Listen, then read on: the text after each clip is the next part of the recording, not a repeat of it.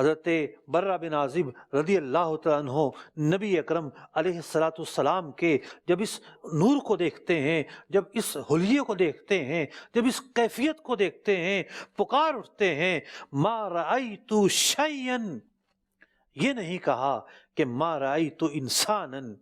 کہ میں نے آپ سے بڑھ کر حسین و جمیل کسی انسان کو نہیں دیکھا، بلکہ یہ فرما رہے ہیں کہ میں نے آپ سے بڑھ کر حسین و جمیل کسی چیز کو دیکھا ہی نہیں ہے۔ تو ما رأیت شیئا قط احسن منہ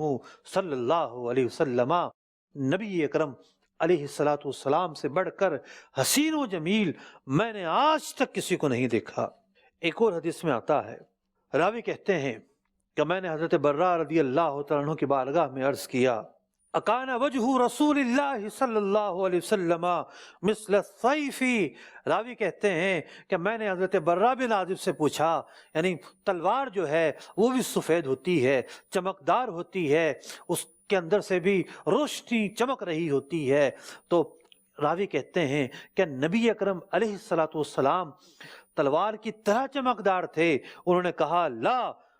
مثل القمر، بلکہ آپ 14ویں رات کی چاند کی طرح چمکدار تھے۔ اور بات یہ ہے کہ حسن کی بھی کئی قسمیں ہیں، ایک حسن صباحت ہوتا ہے اور ایک حسن ملاحت ہوتا ہے۔ حسن ملاحت وہ ہوتا ہے کہ جس کے اندر